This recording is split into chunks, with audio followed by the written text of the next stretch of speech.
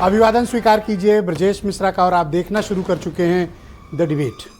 बहनों भाइयों, उत्तर प्रदेश में राजनीतिक माहौल पूरी तरह से बदल चुका है।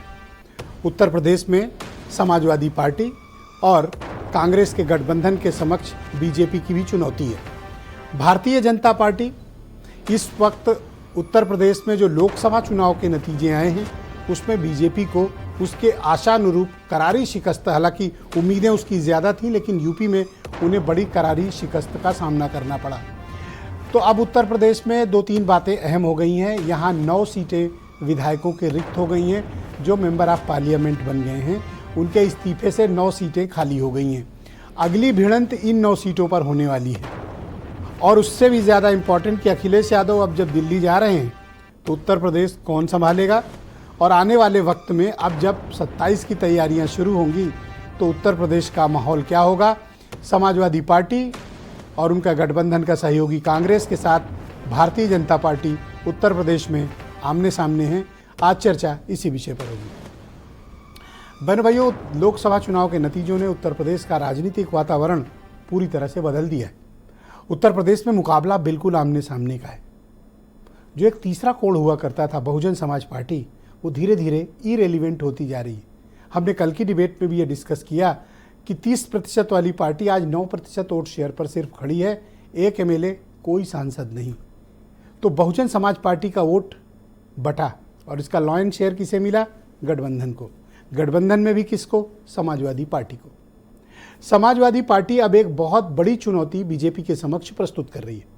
हार के बाद भारतीय जनता पार्टी में आपसी कलह है, झगड़े शुरू हो गए हैं, आरोप प्रत्यारोप का दौर शुरू हो गया है।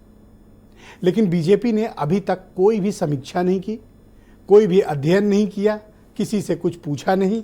सब कुछ उसी तरह एज इट इज, जैसे उनकी गाड़ी डैमेज हुई थी एक्सीडेंट में बैडली, उसी हाल में फिलहाल छोड़ रखा है। किसी ने गाड़ी को हाथ भी नहीं लगाया कि ये गाड़ी इतनी ज़बरदस्त दुर्घटना की शिकार क्यों हुई। बहनों भाइयों, अब जब राजनीति में परिवर्तन हो रहा है तो उत्तर प्रदेश में आमने सामने की लड़ाई में भी सेनापतियों में परिवर्तन होगा। अखिलेश यादव जा रहे हैं दिल्ली। अब वो लोकसभा में अपने 37 मेंबर ऑफ पार्लियामेंट्स की कमान संभालेंगे। तो उत्तर प्रदेश में 2 बड़े पद रिक्त हुए हैं अपोजिशन से। एक नेता प्रतिपक्ष यानी नेता विपक्ष विधानसभा और नेता प्रतिपक्ष विधान परिषद। वहाँ समाजवादी पार्टी के पास विधायकों की संख्या एमएलसी के कम थी, इसलिए वहाँ उनको ऑफिशियली पद नहीं मिला। अब उनके एमएलसी बढ़ गए हैं, अब उन्हें नेता प्रतिपक्ष परिषद का पद मिलेगा। लेकिन सबसे अहम है नेता प्रतिपक्ष विधानसभा। कौन कौन विकल्प हो सकता है? 3 महत्वपूर्ण विकल्प हैं जिनमें अखिलेश यादव को चयन करना है। नंबर 1, शिवपाल यादव, पार्टी के सबसे कद्दावर नेता, जनरल सेक्रेटरी, प्रदेश अध्यक्ष रहे हैं और हर मुश्किल हालात में समाजवादी पार्टी को निकाल कर सामने लाते हैं। सपा के लिए वो बड़े शुभ रहते हैं, जब रहते हैं तो समाजवादी पार्टी को काफ़ी फायदा भी मिलता है। क्या शिवपाल यादव नेता प्रतिपक्ष होंगे? अखिलेश यादव उन पर वापस भरोसा जताएंगे? अगर शिवपाल यादव नहीं, देन हु नेक्स्ट? अगला कौन? तो 2 नाम और हैं जो महत्वपूर्ण हैं और ये भी ओबीसी कम्युनिटी से आते हैं और एक शेड्यूल्ड कास्ट कम्युनिटी से। राम अचल राजभर। इन्होंने राजभर कम्युनिटी को समाजवादी पार्टी से जोड़ने की एक बड़ी सफल कोशिश की, लिहाजा राम अचल राजभर के भी नंबर बढ़ गए हैं। और चुनाव के दौरान उन्होंने टिकट न मिलने के बाद भी अपने जो भी समाजवादी पार्टी के कैंडिडेट्स थे उनको खूब सपोर्ट किया, मेहनत की। इनकी भी उम्मीदवारी, इनकी भी नेता प्रतिपक्ष बनने के चांसेस बड़े ब्राइट हैं। एक नाम है जिसको लेकर काफ़ी ज़्यादा चर्चा है, इंद्रजीत सरोज, कौशाम्बी के मंझनपुर से एमएलए, और उनके बेटे पुष्पेंद्र सरोज 25 साल 3 माह जिनकी उम्र है, उन्होंने बीजेपी के कद्दावर नेता और सांसद विनोद सोनकर को लाख वोट से ज़्यादा की करारी शिकस्त दी है। अब परिषद में भी राजेंद्र चौधरी और भी लोग हैं जो इस कोशिश कर रहे हैं कि उन्हें वो भी नेता प्रतिपक्ष का पद उन्हें वहाँ मिले। अब इधर भारतीय जनता पार्टी में गजब सन्नाटा छाया हुआ है। इतना सन्नाटा मैंने बीजेपी में देखा नहीं, सामान्य तौर पर होता नहीं। क्यों? क्योंकि बीजेपी चलायमान पार्टी है, चरैवेती वाली पार्टी। लेकिन जिस तरह की करारी हार हुई है, बीजेपी के नेताओं का, कार्यकर्ताओं का, संगठन का, दिल्ली का और लखनऊ का मनोबल गिर गया है। उनके साथ साथ मिनिस्टर हार गए। यूपी सरकार के 16 मंत्री अपनी विधानसभा हार गए। जो लाखों के मार्जिन से जीतते थे वो हजारों के लिए गिरते पड़ते नजर आए। और इन दिनों पश्चिम उत्तर प्रदेश में संगीत सोम और संजीव बालियान के बीच जो हो रहा है वो पब्लिक डोमेन में है। तो बीजेपी इंटरवीन क्यों नहीं कर रही है? क्या कारण है? क्या बीजेपी कोई बड़े फैसले करना चाहती इसलिए ये सन्नाटा है, या फिर जब सब कुछ स्थिर हो जाएगा तब आराम से जांच परख करेंगे कि क्या है? क्योंकि भीतरघात या पार्टी के भीतर कलह कोई एक सीट पे नहीं है। पश्चिम से लेकर गाजियाबाद से गोरखपुर और बांदा से बहराइच तक एक जैसा सिनेरियो है बीजेपी के भीतर। अब अगली चुनौती उसे सामना करना पड़ेगा समाजवादी पार्टी की, जब 9 एमएलएस के बाई इलेक्शंस होंगे। और आप में से कम लोगों को पता होगा कि अभी जब 4 जून को नतीजे आए थे तो 4 उपचुनाव विधानसभा के भी थे। उसमें ये खबर दब गई, लेकिन उसमें 2 सीटें समाजवादी पार्टी जीती थी और 2 बीजेपी। समाजवादी पार्टी 1 सीट ज़्यादा खींचने में बीजेपी से अभी 4 जून को कामयाब रही। अब 9 सीटों पे चुनाव है। अहम चुनाव करहल का होगा जो सीट अखिलेश यादव ने छोड़ी है, और मिल्कीपुर का होगा जो अवधेश प्रसाद अयोध्या से सांसद बने हैं वहाँ का। तो अब जब सिनेरियो साफ है, लड़ाई आमने सामने की है, उत्तर प्रदेश ने क्या तय किया है? और इन दिनों बीजेपी से कुछ ना कुछ ऐसा हो जा रहा है उनकी राज्य की और केंद्र की सरकारों से जो उनके लिए किरकिरी और फजीहत का कारण बनते हैं। जैसे ताज़ा मिसाल उत्तर प्रदेश में ठेके पर पुलिस की भर्ती, बहुत बड़ा स्कैंडल हुआ। डीजीपी ने लाख सफाई दी, लेकिन दरअसल आदेश उन्हीं के यहाँ से जारी हुआ था और उसमें उत्तर प्रदेश शासन का भी जिक्र था। इस फजीहत से अभी उभर नहीं पाई है और डेली का डेली कुछ ना कुछ ऐसा होता है जो उनके लिए चिंता और परेशानी का कारण है, और विपक्ष का मनोबल बढ़ा हुआ है। आज चर्चा हम इन्हीं विषयों पर करने वाले हैं। आप कुछ स्टेटमेंट सुन लें, फिर आज की डिबेट को हम आगे बढ़ाएंगे। देखिए, समाजवादी पार्टी में जिसको भी जिम्मेदारी मिलती है उसकी एक जिम्मेदारी तय हो जाती है कि सड़क से लेकर के सदन तक वो पीडीए, दलितों, शोषितों, वंचितों की आवाज जो है वो सदैव उठाती रही है, आगे भी उठाती रहेगी। इनके हक और हकों की लड़ाई सदैव लड़ती रही है और आगे भी लड़ती रहेगी। किसानों की, नौजवानों की, माताओं की, बहनों की, महिलाओं की लड़ाई जो है जो लड़ता है उसी को समाजवादी पार्टी में पद और प्रतिष्ठा से सुशोभित किया जाता है। भारतीय जनता पार्टी के कार्यकर्ता किसी जय या पराजय से न जय में कभी भी आपा खोते हैं, न पराजय में आत्मविश्वास। भारतीय जनता पार्टी के कार्यकर्ता फिर से मैदान में तैयार हैं। जब उपचुनाव होंगे तो इन उपचुनावों में और आने वाले विधानसभा चुनाव में फिर समाजवादी पार्टी को मुंह की खिलाएंगे और भारतीय जनता पार्टी फिर विजय की पताका ठीक से लहराएगी। कांग्रेस पार्टी ने जो संविधान बचाने का मुद्दा हमने उठाया, जनता के मुद्दे उठाए, खासतौर से युवाओं के अग्निवीर, किसानों की समस्या, महिलाओं, दलितों की समस्या, जनता ने उस पर वोट किया है। तो हमें उन सभी को हम प्रतिनिधित्व देंगे, लगातार पहले से भी दे रहे हैं, आगे भी हम जाति और आयु दोनों का ध्यान रखें। तो बहनों भाइयों, आज की चर्चा को आगे बढ़ाते हैं। मेरे साथ अनिला सिंह मौजूद हैं, उत्तर प्रदेश में भारतीय जनता पार्टी की प्रवक्ता हैं। कर्नल शरद शरण मेरे साथ मौजूद हैं, समाजवादी पार्टी से हैं। सुरेंद्र राजपूत मेरे साथ मौजूद हैं, कांग्रेस कमेटी के प्रवक्ता हैं। देवकी नंदन मिश्रा जी जाने माने राजनीतिक मामलों के विशेषज्ञ और सीनियर जर्नलिस्ट हैं। और ब्रजेश शुक्ला जी भी उत्तर प्रदेश के राजनीतिक मामलों पर चर्चित पत्रकार। और वीरेंद्र सिंह जी हमारे स्टेट हेड। आप सभी का शुक्रिया और धन्यवाद मेरे साथ कार्यक्रम में शामिल होने के लिए। अनिला सिंह जी, ये उत्तर प्रदेश में भारतीय जनता पार्टी को क्या हो गया है? मैं इन दिनों देख रहा हूँ कि डेली गलत वजहों से बीजेपी सुर्खियों में रह रही है। आपकी पार्टी इंटरवीन क्यों नहीं कर रही है और ये पार्टी के भीतर का झगड़ा सड़कों पर क्यों आ रहा है? मेरी सबको राम राम। और मैं बिल्कुल अप्रिशिएट करती हूँ आपका कंसर्न, पर परिवार का मसला है और परिवार किस प्रकार से उसको हैंडल करता है ये परिवार के मुखिया पे छोड़ देना चाहिए। उसकी चर्चा हमें बाहर करने की आवश्यकता नहीं है, पब्लिक प्लेटफॉर्म पे करने की आवश्यकता नहीं है। क्या एक हार से कॉन्फिडेंस इतना हिल गया कि एक दूसरे पर तरह तरह के आरोप लग रहे हैं? कोई भीतरघात शब्द का इस्तेमाल कर रहा है, कोई धोखा कह रहा है, कोई गद्दारी कह रहा है, कोई आरक्षण संविधान का सहारा ले रहा है। तो क्या वाकई में यही सब कारण थे या फिर प्रत्याशियों की अनपॉपुलैरिटी, उनके प्रति नाराजगी का भाव, ये बीजेपी को महंगा पड़ गया? देखिए, जिन सीटों पे हम हारे हैं, जिन सीटों पे हमारे मार्जिन कम हुए हैं, उनके ऊपर एनालिसिस शुरू हो चुका है। हारे हैं, ये सत्यता है, इसको हम डिनाई नहीं कर सकते। हम कुछ भी बोले, क्योंकि कहते हैं ना, नथिंग सक्सीड्स लाइक सक्सेस। जो सीटें जो लोग जीते हैं वो जीते हैं, हम जो हारे हैं वो हारे हैं। और उसके बहुत सारे कारण, जो भी हारता है तो वो अपना कारण बताता है, एक्सप्लेनेशन देता है कि मैं इन कारणों की वजह से हार गया, मेरी गलती नहीं थी। ये बहुत ही एक नेचुरल ह्यूमन टेंडेंसी है। परंतु जो हमारे पार्टी के सीनियर्स हैं, जो एनालाइजेशन शुरू हो चुका है, कारण सारे के सारे सामने आ जाएंगे। पर अगर ये politics is all about public domain. Politics में सब कुछ पब्लिक डोमेन है। अगर आपको कहा जाए कि आप हार के कारणों का विश्लेषण करें, तो आप किन 4 मुद्दों या 5 मुद्दों को प्रमुख मानती हैं? यहाँ पर मैं अभी इस वक्त नहीं बोल सकती हूँ ब्रिजेश जी, क्योंकि मैं एक पार्टी की अधिकृत प्रवक्ता हूँ। मैं अपनी लिमिटेशंस जानती हूँ, उस लिमिटेशन को मैं क्रॉस नहीं करूंगी, चाहे वो स्टेट इश्यू हो, चाहे वो नेशनल इश्यू हो। मैं उस लाइन को कभी क्रॉस इस बात को मानने में कोई गुरेज है कि जिस तरह पब्लिकली ये लोग फाइट कर रहे हैं, वो बीजेपी की अपनी इमेज को खराब कर रहा है?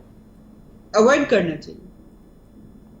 और एक हार जो होती है वो कोई ऐसा नहीं है कि कोई अंत है। हर 5 साल बाद चुनाव आते हैं। इस राजनीतिक दुर्घटना की समीक्षा क्यों नहीं हो रही है? इतना सन्नाटा बीजेपी में क्यों छाया हुआ है? क्या मनोबल सन्नाटा नहीं है? बिल्कुल सन्नाटा नहीं है। और अगर कोई ये सोच रहा हो कि भारतीय जनता पार्टी किसी हार से थम जाती है, रुक जाती है, अल्पविराम ले लेती है, नहीं, बिल्कुल भी नहीं। ये भारतीय जनता पार्टी का चरित्र नहीं है साहब।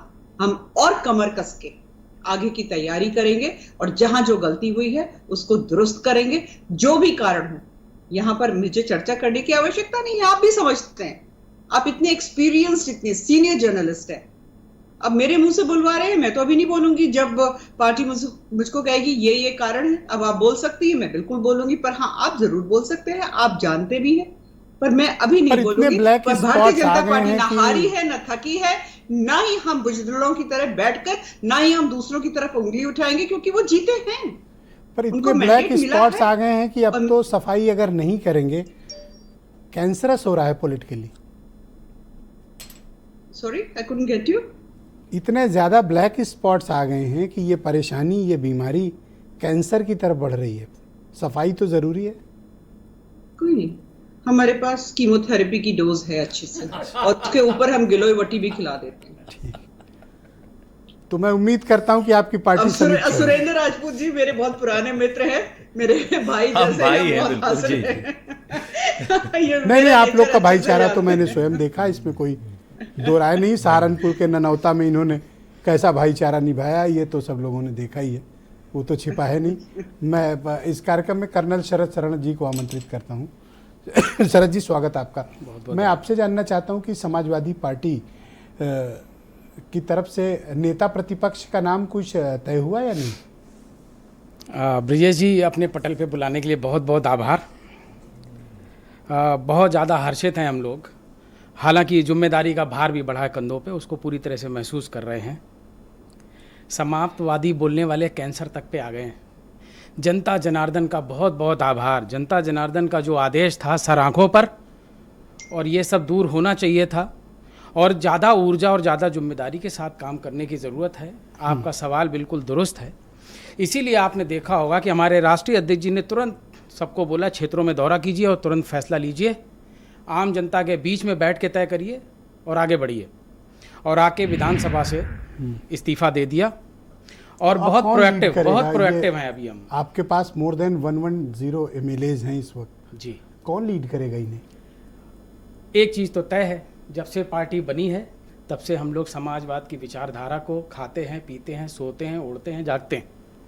तो कहीं ना कहीं जो समाजवादी विचारधारा है, जिसका नया नाम वर्तमान परिस्थितियों में नए जमाने के हिसाब से, नई पीढ़ियों के हिसाब से, बड़ी अच्छी बात आपने पीडीए रखा है, तो हम पीडीए आपने के कहा बीच से समाजवादी हैं और ओढ़ते हैं और उन्हीं वही काम करते हैं। मनोज पांडे भी तो समाजवादी थे। हाँ बिल्कुल थे, लेकिन आपने जो थे बोला उस पर जोर आपने अच्छा किया कि सही जोर दिया। देखिए, मानव प्रकृति है, लोभ में, लालच में, किस तरह से, कहाँ, किस दबाव में, किस प्रभाव में, किस कारण से, जो भी हो, हमारे राष्ट्रीय अध्यक्ष जी का बड़ा मत क्लियर है। कोई भी छोड़ के जाना चाहता है उसका हाथ मत पकड़िए, क्योंकि वो विचारधारा का हाथ पहले छोड़ देता है, फिर पार्टी आप का छोड़िए छोड़- ना, आप बात को घुमा रहे हैं। नहीं, मैं बिल्कुल स्पष्ट नेता प्रतिपक्ष के लिए शिवपाल यादव का नाम फाइनल है। शोषित दबे कुचलों के बीच से कोई चेहरा निकल के आएगा जो पीडीए की लड़ाई लड़ रहा होगा, पीडीए की लड़ाई लड़ेगा। वो कोई भी हो सकता अच्छा, है, हमारे पीडीए की लड़ाई वरिष्ठ अच्छे नेता से तय कौन लड़ करेंगे। सकता मैं है? तो एक प्रवक्ता जैसे शिवपाल यादव लड़ रहे हैं, इंद्रजीत सरोज भी लड़ रहे हैं, और अभी सुरेंद्र राजपूत जी मुझे रामअचल राजभर का भी नाम बता रहे थे।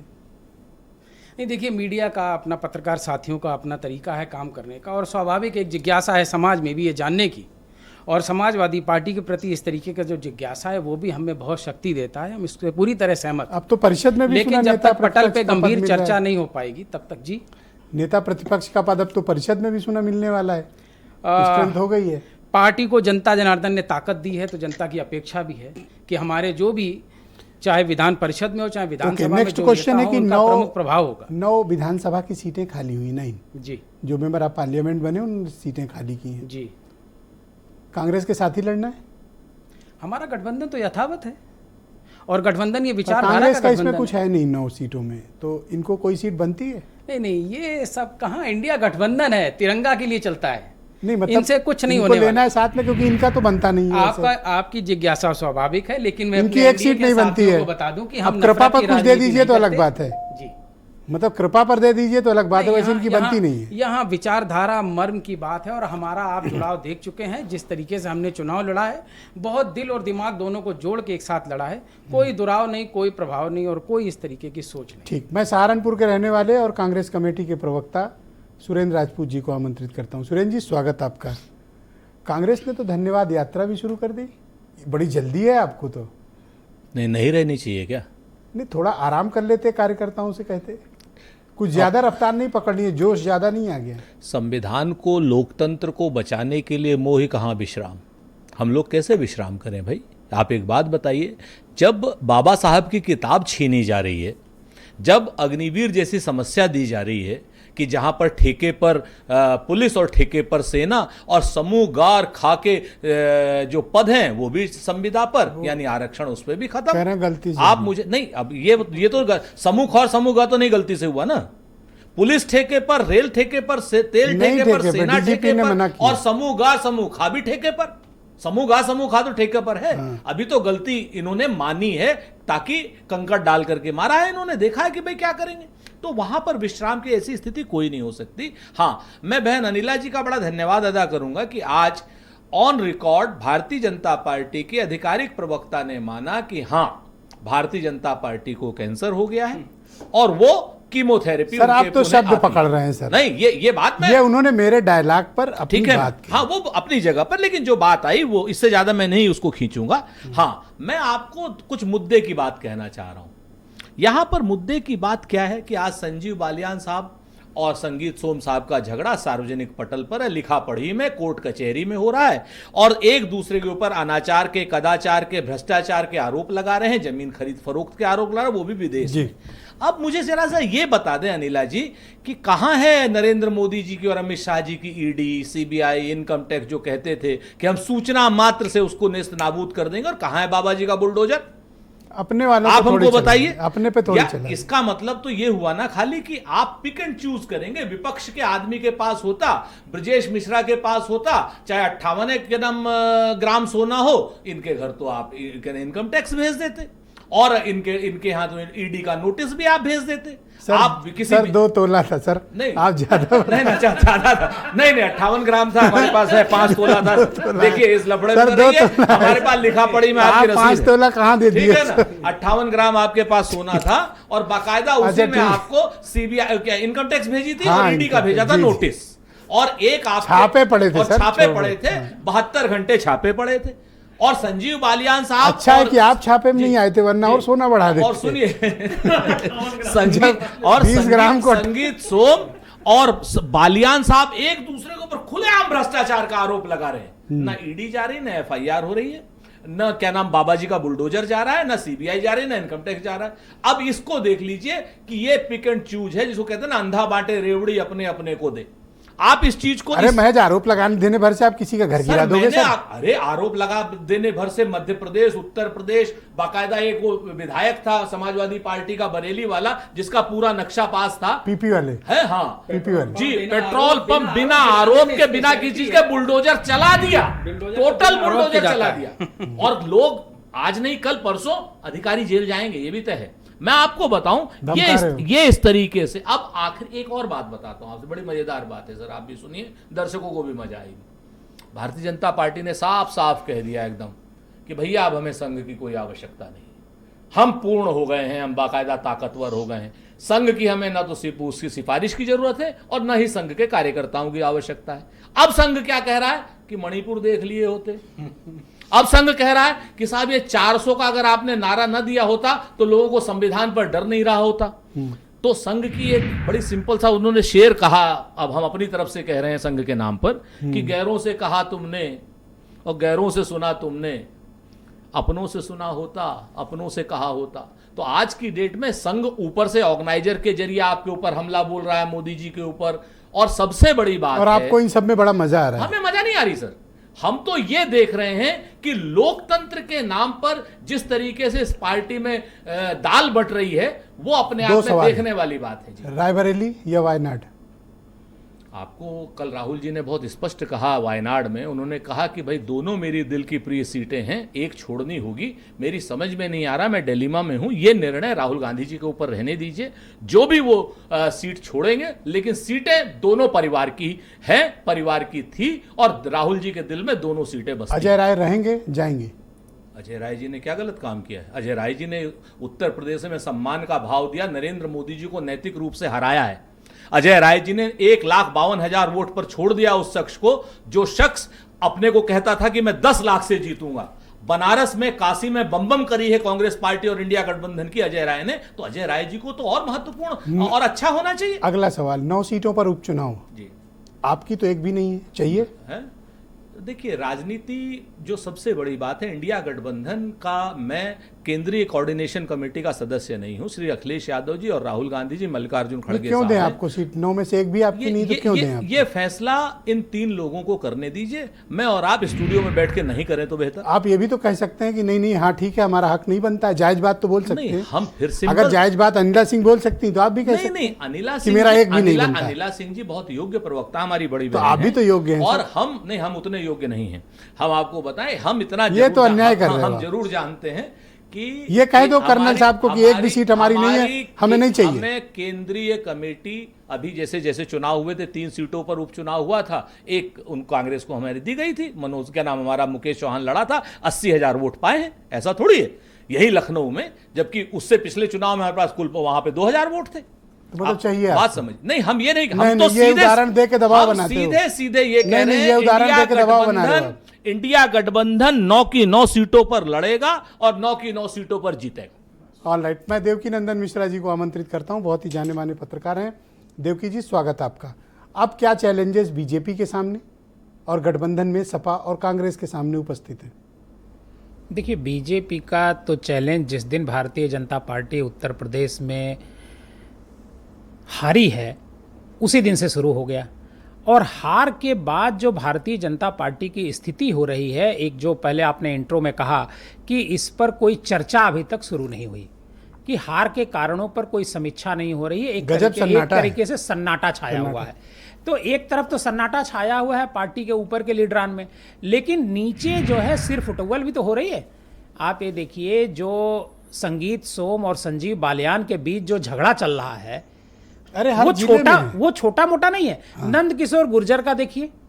हाँ, यू आर राइट, वो तो डेली कुछ न कुछ उनके, आज तो लिखा है कि कमिश्नर हत्या करा देगा। कमिश्नर हत्या करा देंगे और उनके, और ये अब देखिए पार्टी कार्यालय पे नारेबाजी उनके दफ्तर पर। हाँ। उनके दफ्तर पर जो पार्टी के कुछ वर्कर हैं वो नारेबाजी कर रहे हैं।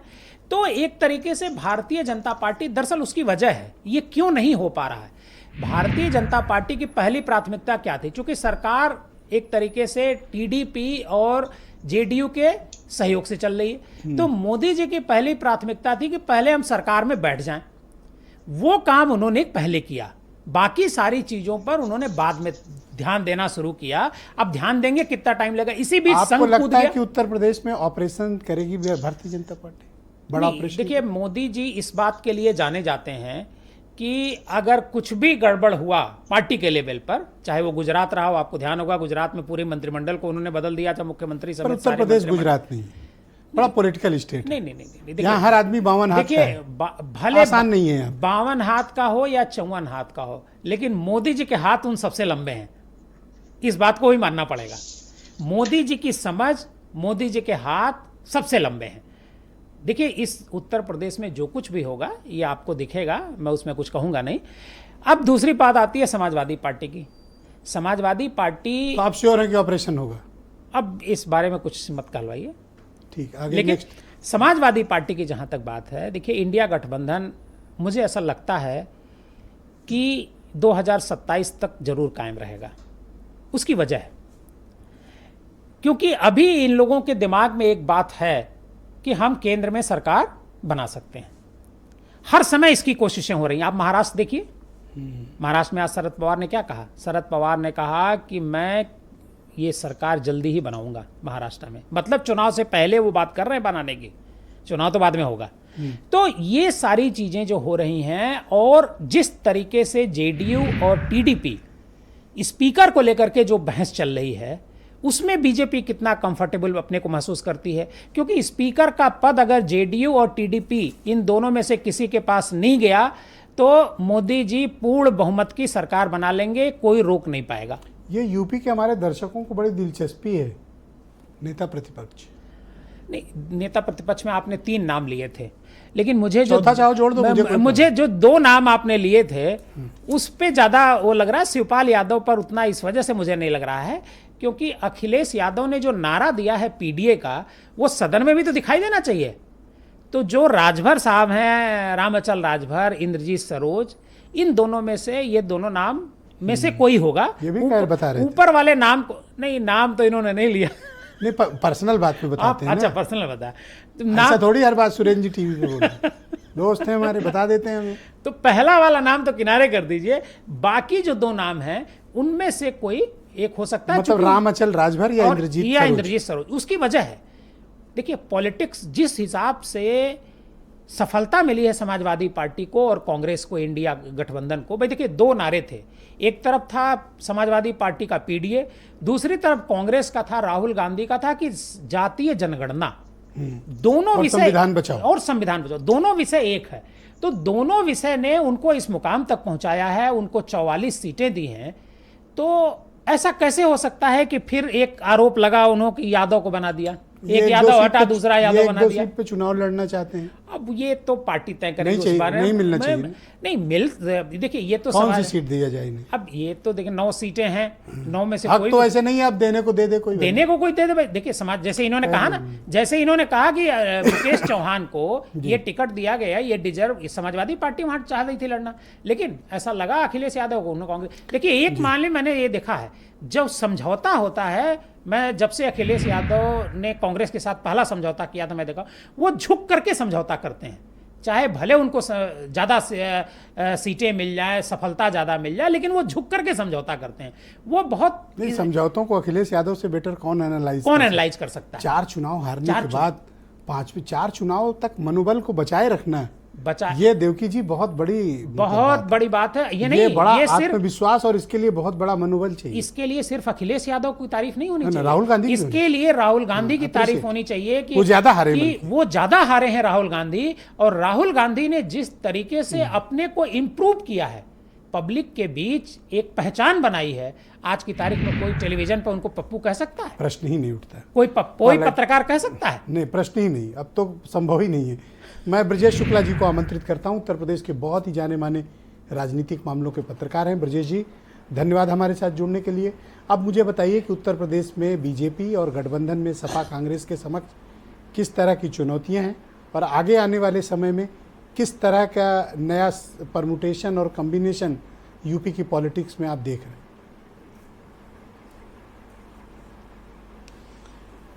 ब्रजेश जी, सबसे बड़ी चुनौती बीजेपी के सामने ये है कि जो ये झटका लगा है उसकी उम्मीद बीजेपी नेता नहीं कर रहे थे, चुनाव के बीच उनको थोड़ा एहसास हुआ कि मामला गड़बड़ हो रहा है, तो आपने देखा होगा मोदी ने कई सभाएं की, बड़ा प्रयास किया, लेकिन तब तक बाजी हाथ से निकल चुकी थी।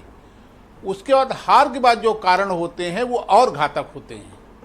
वो घातक ये होते हैं कि तमाम तरह की जो दबी समस्याएं होती हैं वो सर उठाती हैं, जो आप देख रहे होंगे जी। और उससे बड़ी बात यह है कि तमाम बातें सरकार को तक नहीं पहुंच रही थी। नंबर एक बात तो ये सोचना कि साहब हम मोदी के नाम पर सिर्फ जीत जाएंगे, प्रत्याशी हम कोई खड़ा कर दें, चेहरा केवल मोदी होगा, प्रत्याशी कोई हो, इस बार लोगों ने इसे स्वीकार नहीं किया।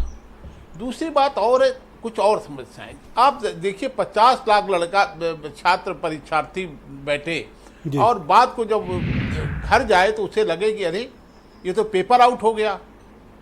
गांव गांव बिजली की समस्या, साहब वो नोटिस बांटते घूम रहे हैं, मैं तो गया हूं, मैंने देखा है लोगों को, तो ये सारी समस्याएं बड़ी ज्यादा थी और आज ये जो समझ ही नहीं यूपी पा रहे पुलिस थे के कि डीजीपी इतनी ज्यादा हेडक्वार्टर ने कांड समस्याएं हैं। किया, वो देखा और आपने? कितना एम्बैरेसमेंट हो गया बीजेपी के लिए। हाँ, वही तो, ये सारी चीजें हैं, ये समझ ही नहीं पाए। जैसे आंख बंद करके लोग नहीं चलते, उस तरह कुछ विभाग आंख बंद करके चल रहे हैं। क्या अति आत्मविश्वास के चलते भारतीय जनता पार्टी को ये करारा झटका लगा? ये अति आत्मविश्वास वो समझ रहे थे कि कुछ नहीं, ये बाकायदे कहा जा रहा था कि ये आपके लोग नहीं जीतेंगे, ये हार जाएंगे, लेकिन इतना आत्मविश्वास के साथ नहीं। ये क्या बात है, वो वोट इनके नाम पे नहीं पड़ना है, वोट मोदी जी के नाम पे पड़ना है। 48 लोगों को फिर से, और 48 में करीब 40 लोग, 39 लोग ऐसे थे जिनके खिलाफ बगावत थी उनके क्षेत्रों में। लोग किसी को वोट देना चाहते थे लेकिन इनको नहीं देना चाहते थे। मैं आप बगल की सीट सीतापुर देख लीजिए जी। सीतापुर की तो ये हालत थी कि जिससे बात करो वो कहता था साहब बस मुझे आश्चर्य है, मैंने देखा था राकेश राठौर का नॉमिनेशन के वीडियो, मुश्किल तमाम 500-600 लोग रहे होंगे, पर इतने मार्जिन से अगला आदमी जीता है कि एक बार भी बीजेपी एक राउंड में आगे नहीं गई। मतलब चमत्कार है ये इसको जनादेश कहते हैं। लोग ये कह रहे थे नहीं, और जनादेश कहते हैं। और मैं आपको बताऊं, इनका प्रचार के वो स्वयं जहां बुलाया वहां नहीं गए, कारण आत्मविश्वास कि हम तो जीत ही रहे हैं। तो ये स्थिति, इसको कैसे संभालेंगे? अब जब एक बार बिखरता है तो वो उसको संभालना बड़ा कठिन होता है। फिर धीरे-धीरे आप उसको ठीक इस करते तरह हैं, तो पहले बीजेपी कारण नहीं ढूंढते हैं, कारण बीजेपी में तो थोड़ा सा भी कोई पिन भी चुभती थी तो पूरी पार्टी आके तुरंत उसको हैंडल करती थी, डैमेज कंट्रोल करती थी। यहाँ 4 तारीख से एक्सीडेंट हुआ पड़ा, वो भी इतना भीषण, कोई गाड़ी सड़क से हटाने को तैयार नहीं है। नहीं, वो ब्रजेश जी, कारण क्या है कि जब तक दिल्ली को समय नहीं मिलेगा, दिल्ली को अकेले योगी जी कर नहीं सकते इसको। वो जितना कर सकते थे उन्होंने इकट्ठा किया है, विधायकों से बात की है, मंत्रियों से बात की है, सारे पदाधिकारियों से बात की है, बुला के। इस दौरान उनका प्रयास चलता रहा है, लेकिन दिल्ली के पास अभी ये सोचने का समय नहीं है कि उनकी अब सरकार बन गई है, तो वो सोचते हैं कि पहले इसको पटरी में लाएं, उसके बाद हम देखेंगे हार के कारण, क्योंकि अभी कोई बहुत जल्दी वो है नहीं। तो ये है कि अब लगे हाथ थोड़ा सा ये भी एनालिसिस कर दीजिए कि पहले जो बहुजन समाज पार्टी आगे कहां आप देखते हैं, उसकी कोई रेलिवेंसी बचेगी या नहीं बचेगी, या जो 9% बचा है अब अगले चुनाव तक शायद वो भी खो दें? हमारे ख्याल से बहुजन समाज पार्टी जो है, आप देखिए कि मुझे याद है 1989 में जब 11 सीटें बहुजन समाज पार्टी पाई थी, तब उसे 9.70% वोट मिले थे। ये 90 में और 89 में ठीक 25 साल बाद, नहीं 35 साल बाद, 89 में 9.9% साल बाद उससे भी कम वोट मिला है। अभी तो 9.46 है, उससे कम हुआ है। हाँ, नहीं, हाँ 9.9% वोट मिला था। ओके। और अब इसे 9.39 ये वोट मिला है। तो आप क्या मत में है कि ये बाउंस बैक करेगी या फिर ये कांग्रेस की राह पर है, जैसे यूपी में कांग्रेस पहुंच गई थी? मुझे नहीं लगता। अब देखिए, अब जब एक बार बिगड़ जाता है और बिगड़ता चला जाता है, क्रमवार बिगड़ता है। एकदम से बिगड़ गया, फिर वो जम कर गए। ओके, अंतिम सवाल इस जैसे राउंड वहाँ का, हुआ क्या आंध्र प्रदेश आप में। मानते हैं कि मायावती को अब अपनी राजनीतिक भूमिका में परिवर्तन करना चाहिए, आकाश आनंद को लीडरशिप देनी चाहिए उत्तर प्रदेश की? देखिए, ये मैं जब जिस समय हटाया था तब भी मैं मानता था, इस बात को हमेशा मानता रहा, लेकिन वो किसी की सुनने वाली है नहीं है। ये जो बसपा की दुर्गति हुई है वो भी इसी भाव में हुई है जी, कि साहब मेरे नाम से वोट देता है, मेरा वोट ट्रांसफर होता है, मेरा वोट ही वो दौर चला गया, जाता है, जी। चलता है। अब ट्रांसफर ये का भाव दौर यही तो चला गया, अब वो तो बीती वो बात है। भाव जो है, जो जी, वो वीरेन दौर जी भी चला हमारे गया है, साथ डिबेट लेकिन में भाव आगे वही है। जी, आप धन्यवाद किसी को ब्रजेश बुला जी। करके जी। दे देंगे, तो जी। ये मुझे नहीं लगता कोई बहुत बड़ा परिवर्तन होने वीरेन जी, वाला आप है। देख रहे हैं कि अब उत्तर बसपा प्रदेश को- में रूलिंग पार्टी और अपोजिशन एकदम आमने सामने है और पहला राउंड 4 तारीख को देखा आपने कि गठबंधन बीजेपी को हराने में कामयाब हो गया। अगली भिड़ंत 9 सीटों पर है जो खाली हो गई हैं इनफैक्ट विधानसभा की, और नेता प्रतिपक्ष का भी चयन होना है। उत्तर प्रदेश में आप इमीडिएट चैलेंज बीजेपी और अलायंस के सामने क्या दिखते हैं? देखिए, एक तस्वीर जो साफ है वो ये है कि उत्तर प्रदेश में 2 बड़े दल हैं, एक तो भाजपा है और दूसरा समाजवादी पार्टी। बहुजन समाज पार्टी लगभग समाप्त हो रही है और कांग्रेस का उदय अभी होना बाकी है, उसने शुरुआत कर दी है। अब बात आती है कि जब सपा और भाजपा ही 2 बड़े दल हैं तो इनके सामने अब चुनौतियां क्या हैं? दोनों के सामने अलग अलग चुनौतियां इस तरह से हैं कि भाजपा यूपी में लोकसभा चुनाव बुरी तरह हारी है, उसके यहाँ कुछ मंत्रियों के पद भी खाली हुए हैं, मंत्रिमंडल में परिवर्तन भी करना है, और 2027 का जो उनका अगला लक्ष्य है फिर से सत्ता हासिल करने का, उस पर उनको काम करना है। समाजवादी पार्टी के पास एक मनोबल बढ़ाने वाली जीत है। अखिलेश यादव देश में एक बड़े नेता के तौर पर उभरे हैं, सपा का ग्राफ बढ़ा है, लेकिन अभी उन्हें 2027 में जीत का एक रास्ता तय करना है। जिस ओबीसी और दलित के फैक्टर को जोड़कर वो 37 लोकसभा की सीटें जीते हैं, उनको उसको बचा कर रखना पड़ेगा, आगे लेकर जाना होगा। ब्रजेश जी, भाजपा को संगठन और सरकार दोनों जगहों पर बहुत सारे परिवर्तन का सामना करना पड़ेगा, और खास तौर से नेताओं और मंत्रियों को अपने व्यवहार में भी परिवर्तन लाना पड़ेगा। अफसरों की कार्यशैली पर भी अंकुश लगाना पड़ेगा, और कार्यकर्ताओं के मनोबल को कैसे बढ़ाया जाए इस पर भाजपा को काम करना पड़ेगा। रोज जो 200, 500, 1000 लोग पार्टी में शामिल करा रहे हैं, जो विभिन्न दलों से आ रहे हैं, जिनका कोई टैग रिकॉर्ड नहीं देखा जा रहा है, इस पर भी भाजपा को अंकुश लगाना होगा। वो जो जनाधार लोकसभा चुनाव में खो गया, उसको वापस हासिल करना अब एक बहुत बड़ी चुनौती भाजपा के लिए है। कई सारे मंत्रियों को भी हटाने की चर्चा चल रही है यूपी में जी, योगी मंत्रिमंडल में फेरबदल की बात आ रही है। कई सारे नए मंत्री भी बनाए जाएंगे, लेकिन हम नाम तो कई मंत्रियों के जानते हैं, लेकिन एक आदमी का नाम बताएंगे, सिद्धार्थ नाथ सिंह, जिनको फिर से उत्तर प्रदेश के मंत्रिमंडल में लिया जाएगा, चाहे जब विस्तार हो।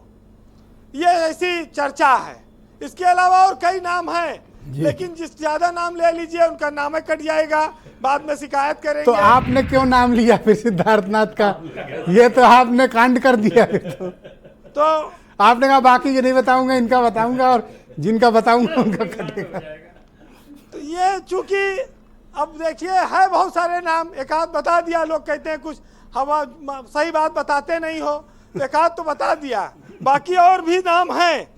देखिए ब्रजेश जी, ये तो बातें चलेंगी, लेकिन बीजेपी को जो जब पेड़ जड़ से हिल जाता है तो फिर उसको बहुत संभालना पड़ता है कि कोई तेज आंधी का झोंका भी आता है तो डर लगता है पेड़ कहीं गिर ना जाए।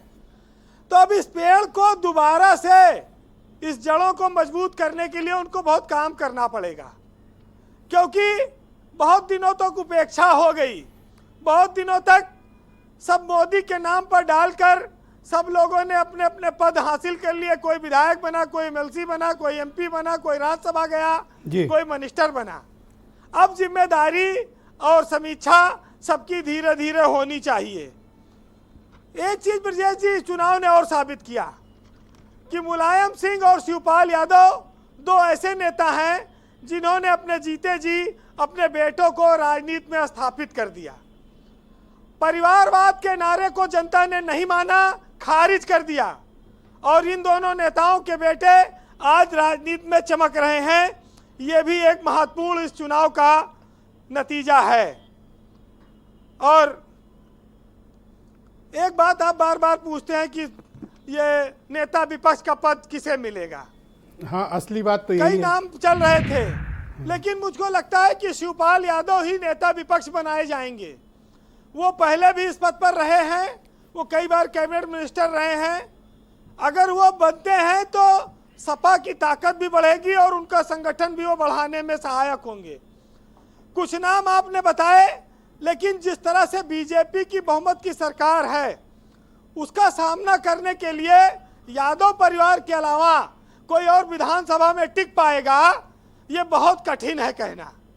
राम अचल राजभर तो बसपा सरकार में मंत्री रहे, परिवहन के मुसैला में रुपया रखे रहे, उनके नौकर लेके भाग गया, आज तक बरामद नहीं हो पाया। तमाम ऐसे लोग रहे हैं, वो बीजेपी का सामना विधानसभा में नहीं कर पाएंगे। अच्छा, ये बात समाजवादी पार्टी में भी लोगों को पता है जी। तो इस पर बहुत ज्यादा संशय ऐसा लगता है कि है नहीं। अब कोई नया प्रयोग या चमत्कार अखिलेश यादव करें तो बात अलग है जी। वैसे विकल्प एकदम सीमित है। ब्रजेश जी, राजनीति की बहुत सारी अतीत की यादें होती हैं जो लोगों को पता होती हैं। हम लोग चूंकि बहुत दिन से देखते हैं चीज़ों को, इसलिए कह देते हैं। वैसे एक साहित्यकार ने लिखा है, सुनिएगा, कि जो लोग आज हारे हैं वो कल जीत भी सकते हैं। तो तमाम सारी बातें हैं, जो आज जीते हैं कल हार सकते। सियासत है, जनता का फैसला है, वो देती रहती है। कहते हैं कि सब्र कर, मुश्किलों का हल होगा, वक्त किसका बुरा नहीं होता, और सब धंसे गहरे दलदलों में हैं, अब कोई रहनुमा नहीं होता। और वो जो सबके करीब होता है वो किसी का सगा नहीं होता, और अपनी गलती पे भी निगाह करो, कोई यूं ही खफा नहीं होता, और बागबा पर नजर रखी होती तो चमन यूं ही लुटा नहीं होता। बहुत शुक्रिया वीरेंद्र जी, आपका बहुत बहुत धन्यवाद ग्राउंड जीरो से अपने इनपुट, फीडबैक और पॉलिटिकल ऑब्जर्वेशन हम तक पहुंचाने के लिए। बहनों भाइयों, डिबेट का दूसरा चरण प्रारंभ करते हैं। अनिला सिंह भारतीय जनता पार्टी की प्रवक्ता हैं, मेरे साथ मौजूद हैं। अनिला जी, अब दूसरा बैटल ग्राउंड फिर से तैयार हो रहा है। अब बाई इलेक्शन का है और 2-4 सीटें नहीं बल्कि 9-9 सीटें दांव पर लगी हुई हैं। जिस मनोबल के साथ भारतीय जनता पार्टी इस वक्त मौजूद है, आप इस गठबंधन का सामना कैसे कर पाइएगा? दो बातें करूं। बड़ी शांति से मैं अपने टर्न आने का इंतजार कर रही थी। यहाँ पर एक मेरे ऊपर इल्जाम लगाया, कहते हैं मुझे अपना छोटा भाई है, परंतु उन्होंने बहन के ऊपर इल्जाम लगाया कि मैंने कहा भारतीय जनता पार्टी को कैंसर हो गया है। साहब, हमारे को तो कैंसर हुआ है नहीं हुआ है ना, पर बाकियों को इलाज करना हमें अच्छी तरीके से आता है। इस राष्ट्र में कोरोना भी आया था, उसका वैक्सीन हम ही लेकर आए थे। और मैं आपको बता दूं कि कोरोना वायरस ना तब फैलने दिया था ना अब फैलने देंगे। समझदार को इशारा ही बहुत है। और एक चीज और, तो आपने दो बातें कही हैं, थोड़ा क्लैरिटी दें। एक सेकेंड, आपने कहा इलाज करना जानते हैं, किस तरह का इलाज आप इनका करना चाहती हैं? इनका मतलब अपोजिशन का। और क्या कांग्रेस को या विपक्ष को आप कोरोना वायरस कह रही हैं? मैंने कह दिया कि समझदार को इशारा बहुत है। और जो आपने मुझसे पूछा है, प्रश्न पूछा है कि क्या हम किस तरीके से, क्या हमारा मनोबल टूट गया है, क्या हो गया, आप कह रहे हैं इलाज कर देंगे। यहाँ पे क्या ब्रजेश जी, आपने कहा कि इलाज करेंगे, क्या इलाज करेंगे? जी, और बहुत तगड़ा इलाज करेंगे, देखते रहिए। मैं एक ही बात यहाँ कहना चाहूंगी, जो आपने पूछा था कि क्या हमारा मनोबल टूट गया, हम इनका सामना कैसे करेंगे। मैं तो एक ही चीज जानती हूँ ना, कि गिरते हैं सहसवारी मैदान जंग में, वो तिफ्ल क्या गिरेंगे जो टखनों के बल आप चले। राजनीतिक ठीक चुनौती है। वाली बात कर रही हैं इलाज करने की, या किसी और तरह से भी इन्हें ठीक हर करना तरीके चाहती का हैं? इलाज, हर तरह का हर इलाज है मर्ज इनके का पास। इलाज भारतीय जनता भाजपा पार्टी के के एक पास पास सेकंड सर, बीच में ना हर बोले, मैं मर्ज दूंगा का समय अपनी इलाज। बारी में बोलने। मैं बात कर रहा हूँ ना, है ना? हाँ मुझे बात करनी हर है। मर्ज का इलाज भारतीय प्लीज। जनता पार्टी के पास है। ज्यादा ओवर कॉन्फिडेंट ना रहें। ये आगे ये जो 9 बाई इलेक्शंस होंगे उसमें भी आप नतीजे देख लीजिएगा, 2027 में भी नतीजे देख लीजिएगा। और ये लोग जितने इकट्ठा हुए हैं ना इंडिया अलायंस, उनसे ज्यादा सीटें तो हमारी हैं भारतीय जनता पार्टी की केंद्र में। हाँ, फेल होकर बर्फी खाकर इतना क्यों चल रहे हैं भाई? लड्डू तो हम ही ने खाए हैं और इस राष्ट्र ने खिलाए हैं। तो आप उत्तर प्रदेश सुरेंद्र में जो राजपूत का रिजल्ट आया कौन है- सा इलाज मानना चाहती हूँ, मैं थोड़ा उसको समझना चाहता हूँ। क्या चीज? ये सुरेंद्र राजपूत की पार्टी, या सुरेंद्र राजपूत भी है उस पार्टी में, आप इनका कौन सा इलाज मानना चाहती हैं? आपने 2-3 बार कहा इलाज करेंगे, अब जबरदस्त इलाज करेंगे, इनका क्या इलाज करिएगा? एक सेकंड भाई साहब, आप मत बोलें, मैं बात कर रहा हूँ ना, बोलिए मैडम। देखिए, इसमें कोई दो राय नहीं है कि समाजवादी पार्टी के ऊपर कंधे पर बैठकर राहुल गांधी जी ने जो यहाँ पर 6 सीटें जीती हैं, ये इसको अपनी उपलब्धि ना समझे। इसमें कोई दो राय नहीं है कि अखिलेश यादव जी ने अच्छा परफॉर्म किया है। अरे अगर मैं 2022 की भी बात करती हूँ, 111 सीटें लेकर आए थे, अच्छा परफॉर्म किया था। कांग्रेस क्या थी? तो मतलब आप बेगानी इलाज शादी बांधना में केवल अब्दुल्ला ये दीवाना राजपूत जी जैसी के वो चल चाहती रही हैं, है। अखिलेश यादव से परेशानी नहीं? नहीं, मेरे सामने तो यानी भारतीय जनता पार्टी के सामने जो अपोनेंट होगा ना, हमें उससे परेशानी है। और ये राजनीति है साहब, परेशानी जीतने के लिए आए हुए हैं हम। ये मत सोचिएगा कि हम हार कर बैठ के हैं। आपको लग रहा होगा कि सन्नाटा है। अब मैं नहीं समझ यार, गया 4 कि यार जून आया को- इनका 4 जून नंबर को जो एक्सीडेंट किसी हुआ, भी गाड़ी दिन भी सुबह कोई 8 किनारे बजे। करेगा। आपको अंदाजा भी नहीं नहीं, मैं होगा समझ क्या गया होगा। इनका क्या इलाज बांधने वाली हो आप।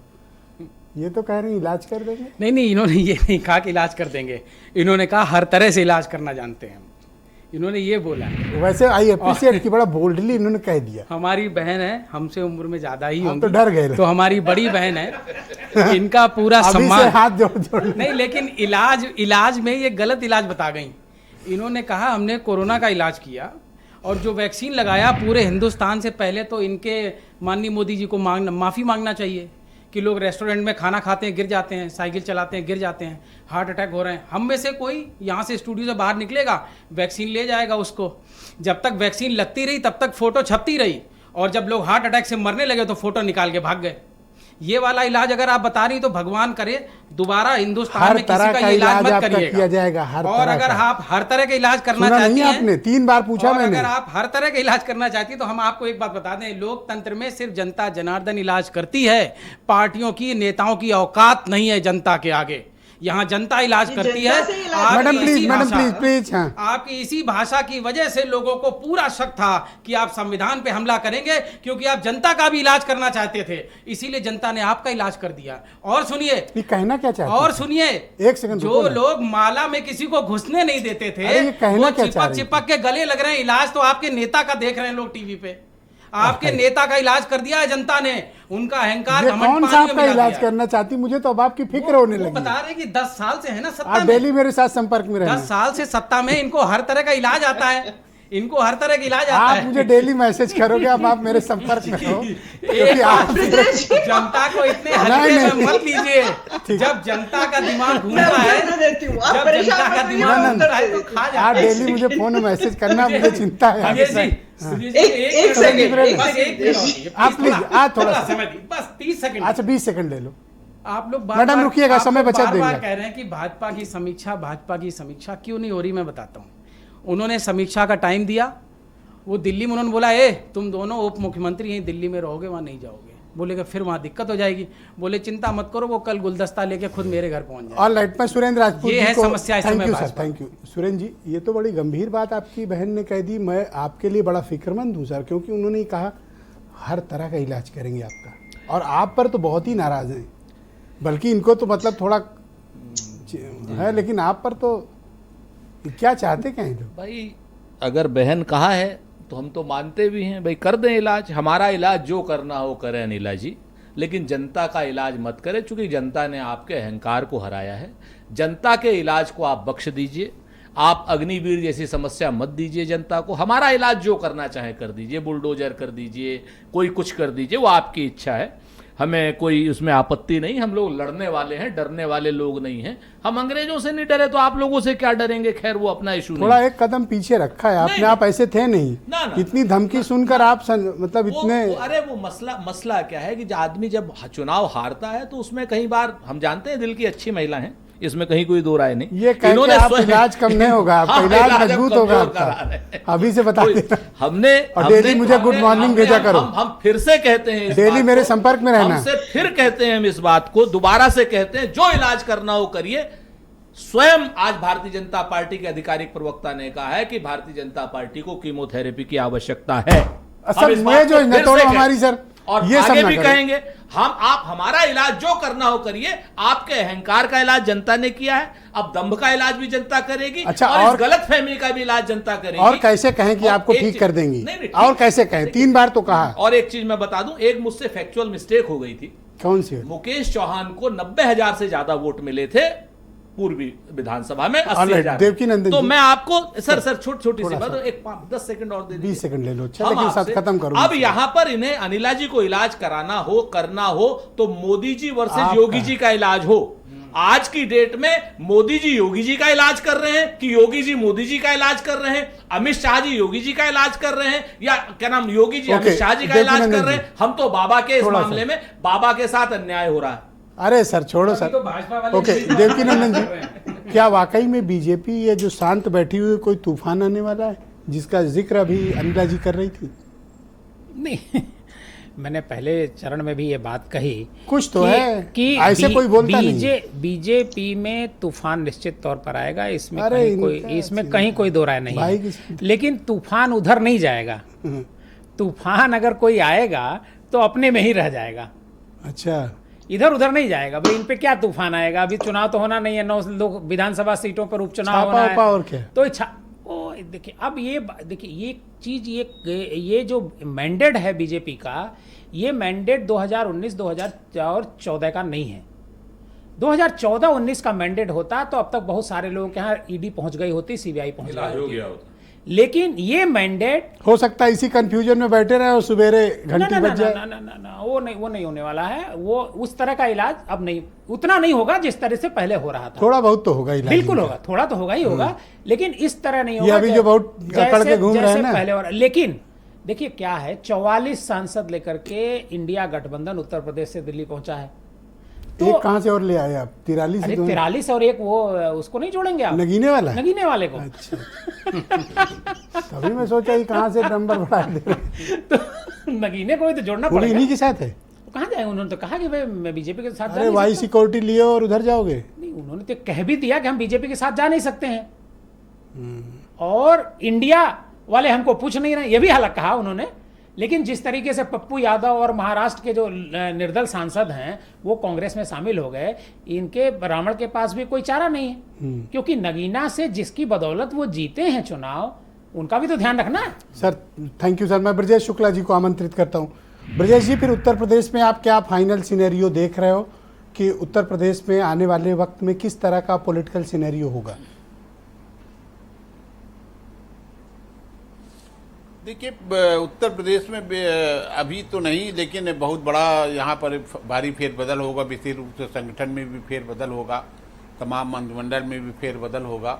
वास्तव में ये इनकी स्टाइल अलग है मोदी की। और मैं इसका एक घटना बताना चाहूँगा आपको कि ये स्थितियों को बदलने के लिए हर संभव प्रयास करते हैं, पूरी ताकत लगा देते हैं और उस पर कई बार सफल भी होते हैं, कई बार नहीं भी सफल होते हैं। हमें जब 2018 को ये 3 लोकसभा उपचुनाव, एक विधानसभा उपचुनाव हार गए तो यहाँ एक बैठक बुलाई गई दिल्ली में। तो लोगों ने उत्तर प्रदेश कहा कि साहब अब तो बीएसपी की और सपा की गठजोड़ भी हो गया है। वही वाला चुनाव ना कि फूलपुर, गोरखपुर, नूरपुर और कैराना वाला से पहले।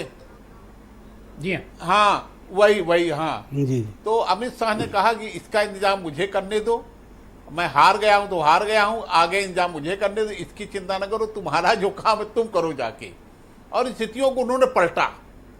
यही तमाम प्रदेशों में आपने देखा होगा। पिछली बार मध्य प्रदेश हार गई थी बीजेपी, तो ये इसके लिए लड़ाई वो लड़ते हैं। अब इस लड़ाई में कितने सफल होंगे ये थोड़ा कहना कठिन है, नहीं, मैं ये इसलिए लड़ाई कह रहा हूँ बड़ी ना सर, जबरदस्त क्योंकि होगी उत्तर प्रदेश और एक इसमें डिफरेंट केंद्रीय पॉलिटिकल नेतृत्व- बैटल ग्राउंड है।